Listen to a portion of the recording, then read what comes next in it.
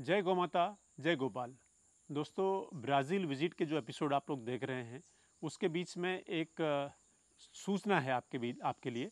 और ये सूचना है और ये जानकारी है उन लोगों के लिए जो भारतीय नस्ल की गायों को रखते हैं और उनका दूध की मार्केटिंग, ब्रांडिंग कर रहे हैं, मिल्क प्रोडक्ट्स की मार्केटिंग कर रहे हैं, और जो लोग इन प्रोडक्ट्स को ख़रीदते हैं, तो उनको आज का एपिसोड सुनना और देखना, पूरा समझना बहुत ज़रूरी है।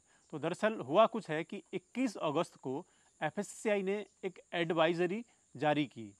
एफएससीआई की इस एडवाइज़री में उसने कहा कि A1 और A2 के नाम पर जितने भी डेयरी प्रोडक्ट की मार्केटिंग हो रही है, जैसे घी और मक्खन, वो भ्रामकता पैदा कर रहे हैं। एफएससीआई ने लिखा है, A2 के नाम पर फैट प्रोडक्ट्स की जानकारी मिसलीडिंग है। एफएससीआई ने ऐसा कहीं नहीं लिखा है प्रोटीन को A1 या A2 बताना मिसलीडिंग है। लेकिन एफएससीआई ने कहा है उनका स्टैंडर्ड A1 और A2 को डिफ्रेंशिएट नहीं करता।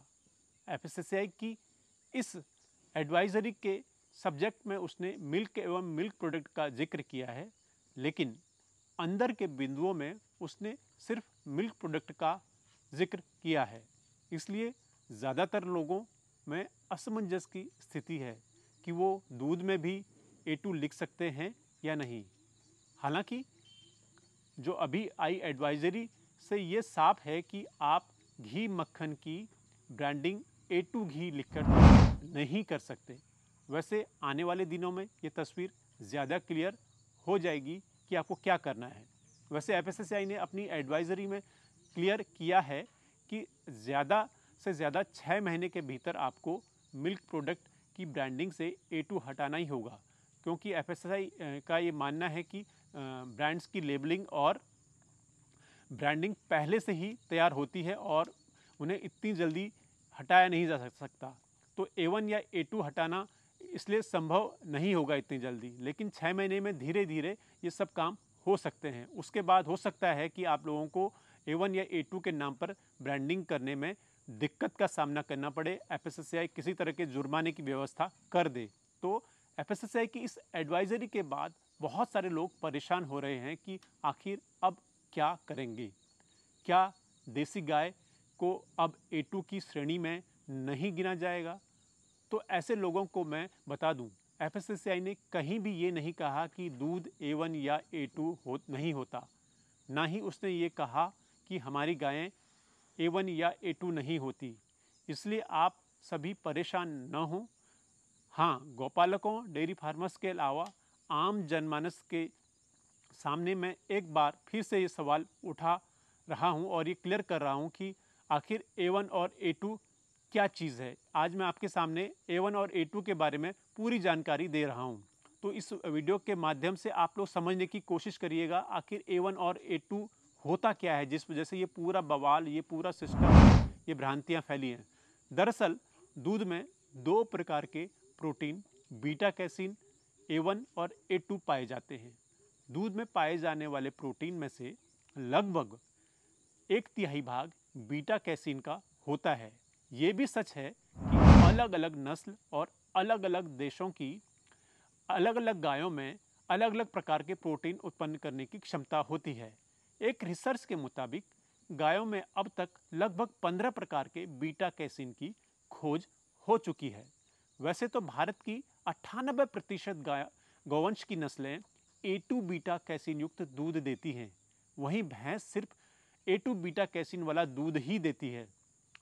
आपको हैरानी होगी कि भारत में पाई जाने वाली होल्स्टीन यानी HF और जर्सी में भी ज़्यादातर में A2 बीटा कैसीन ही पाया जाता है। ऐसे में फिर आप लोग सोच रहे होंगे कि देसी विदेशी गायों और A1 A2 बीटा कैसीन युक्त दूध में अंतर क्या है फिर? तो सही से समझने की कोशिश कीजिएगा। दरअसल किसी भी प्रोटीन का निर्माण अमीनो अम्लों की श्रृंखला से होता है। बीटा कैसीन प्रोटीन की ये श्रृंखला 229 अमीनो अम्ल से बनी रहती है। जिन गायों में A2 बीटा कैसीन के जीन पाए जाते हैं, उसमें कैसीन प्रोटीन श्रृंखला का 67वां अमीनो अम्ल प्रोलीन होता है। बस आम भाषा में फर्क यहीं पर है। A1 बीटा कैसीन उत्पन्न करने वाली गायों में प्रोलिन के स्थान पर हिस्टिडीन होता है।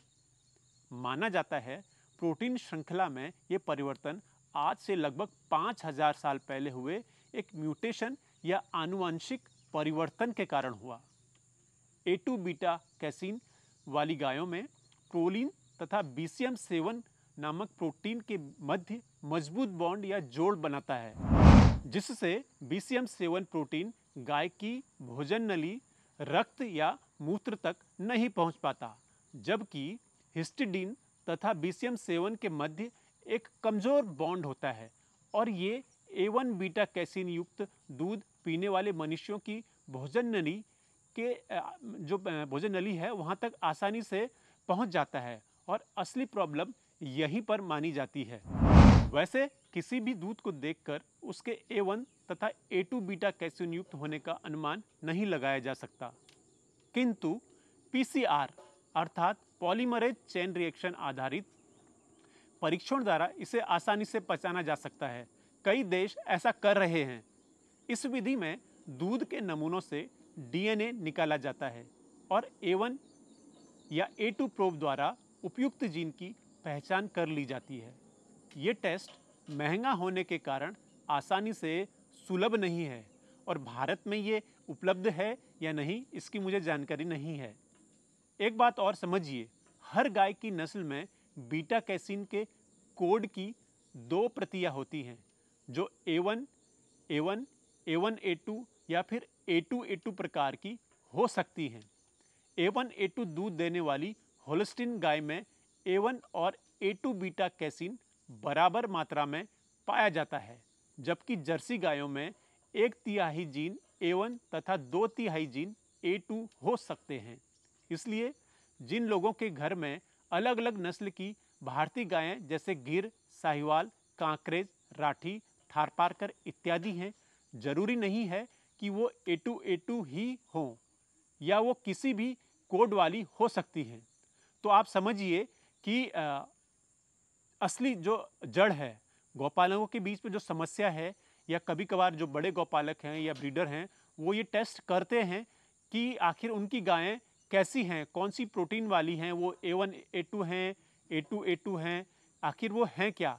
तो मेरा कहना यह है कि आप इस भ्रम में मत पलिए। अगर आपकी नस्लें, आपके पास कोई भी नस्ल, चाहे गिर, साहिवाल, राठी कोई भी हो या कोई भी नॉन मिल्किंग गाय भी है, तो आप उसके DNA टेस्टिंग के जरिए जो भी रिजल्ट आता है उसके भ्रम में मत पलिए। आपके पास अगर अच्छी नस्ल है, आपने ब्रीड तैयार की है, आपके पास कई वंशों, कई प्रोजनी के रिकॉर्ड्स हैं, तो आप उसके DNA टेस्टिंग में फंसिए मत। आप ये मान के चलिए आपके पास भारतीय नस्ल की गायें हैं जो भारत में रह रही हैं। जो लोग पहली बार इस विषय पर काम कर रहे हैं या भारतीय नस्ल की गायों पर डेयरी चला रहे हैं या गौशाला चला रहे हैं, या जिन्होंने A1, A2 विवाद के बारे में ज़्यादा नहीं सुना है, तो उनको ये जानकर थोड़ा हैरानी हो रही होगी या उनको नहीं पता होगा कि आखिर ये A1, A2 के विवाद का जन्म कहाँ से हुआ और कब से ये ब्रांडिंग होने लगी। तो ऐसे लोगों को मैं बता दूं, दरअसल A1, A2 दूध के विषय में सर्वप्रथम विवाद तब हुआ जब वर्ष 1993 में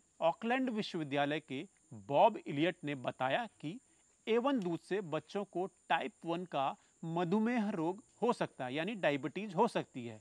वहीं न्यूजीलैंड के रिसर्चर कीथ वुडफोर्ड ने भी ऐसा ही बात कही, यानी ऐसी ही बात कही।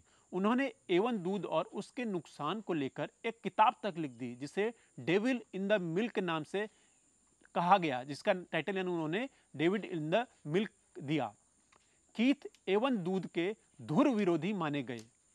कई रिसर्च मानती हैं कि A1 प्रोटीन वाले दूध से ऑटिज्म और शुगर जैसी बीमारियां हो जाती हैं, लेकिन आज तक इसका कोई भी वैज्ञानिक प्रूफ नहीं है। तो फिर आप ये सोच रहे होंगे, आखिर गायों में क्या खूबी है, हमारी गायों में ऐसी क्या खूबी है जो विदेशी गायों से अलग है। जब A1, A2 उनमें भी है, हमारी गायों में भी A2 मिल रहा है, उनकी गायों में भी A2 मिल रहा है, तो आखिर समस्या क्या है। तो समस्या ये है दोस्तों कि हमारी जो नस्लें हैं ना, उनमें, उनके दूध में ऐसे कई तत्व हैं और जो विदेशी गायों के दूध में वो तत्व नहीं मिल जाते। नहीं मिलते हैं। हमारे जो ऋषि मनीषी हैं ना, उन्होंने ऐसी खोजें भारतीय गायों को लेकर की हैं और उनके दूध से लोगों में इतने फ़ायदे होते हैं जिसकी कोई कल्पना नहीं है। हालांकि ये बहुत हाइपर वाला बात है और इसके मैं कोई प्रूफ नहीं दे सकता कि उसके क्या प्रूफ हैं, लेकिन उसकी गुणवत्ता आप इस बात से तय कर सकते हैं।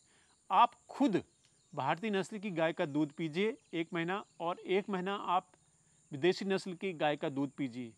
आपको असली फ़र्क ये समझ में आ जाएगा कि किस दूध की गुणवत्ता क्या है, आपके बच्चे को क्या दूध पसंद आ रहा है और उसके शरीर में किस तरह के डेवलपमेंट हो रहे हैं। और जो ये बात कही जा रही है ऑटिज़म और शुगर वाली, ये बातें बहुत सी रिसर्च में सामने आता रहा है कि A1 दूध पीने से ऐसी समस्याएं बढ़ जाती हैं। और मेरे सामने कई गौशालाओं में कई लोगों से मैंने बातचीत की है और उनके घरों में ऐसे ऐसे केसेस हैं, ऐसे ऐसे किस्से कहानियाँ हैं जो बीमारियाँ A2 दूध से ठीक हो गई हैं, लेकिन ऐसी बीमारियाँ A1 दूध पीने से बढ़ी हैं। हालांकि मेरे पास भी ऐसा कोई प्रूफ तो नहीं है, लेकिन हम ये कह सकते हैं कि हमारी गायें श्रेष्ठ हैं और हमें उनकी ब्रांडिंग या उनकी लेबलिंग या उनकी मार्केटिंग हमेशा भारतीय गाय करके ही करनी चाहिए।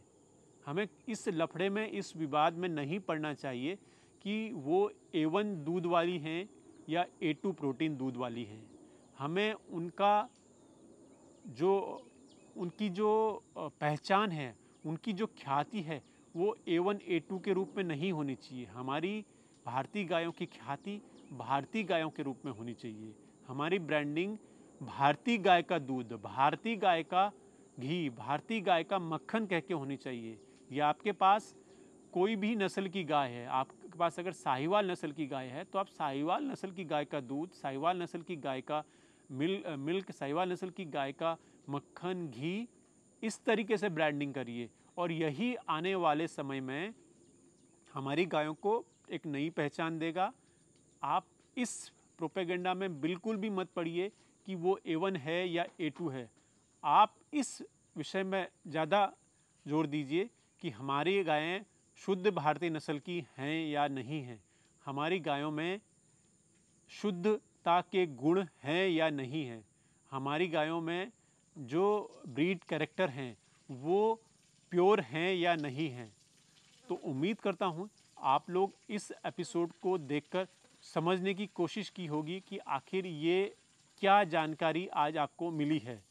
तो आपको मैं बता दूं, इस एपिसोड में बहुत सी जानकारियाँ वरिष्ठ वैज्ञानिक अश्विनी कुमार रॉय, जो राष्ट्रीय डेयरी अनुसंधान संस्थान करनाल में पोस्टेड रहे हैं, उनके लेख से ली गई हैं।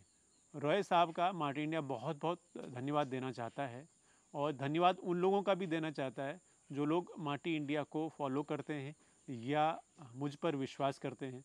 तो ऐसे लोगों का भी शुक्रिया, और वो लोग समझें कि क्यों भारतीय नस्ल की गायें बहुत ज़रूरी हैं।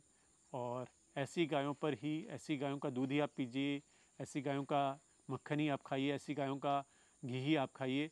और ख़ासकर उन गायों का जो आपके क्षेत्र की हैं, अगर वो उनके दूध के प्रोडक्ट आपको मिल सकें, मिल्क के प्रोडक्ट मिल सकें, तो आप उन पर ज़्यादा जोर दीजिए। तो आज के एपिसोड में बस इतना ही। एक नए एपिसोड को लेकर जल्द ही हाजिर होऊंगा। तब तक के लिए धन्यवाद। जय गौ माता, जय गोपाल।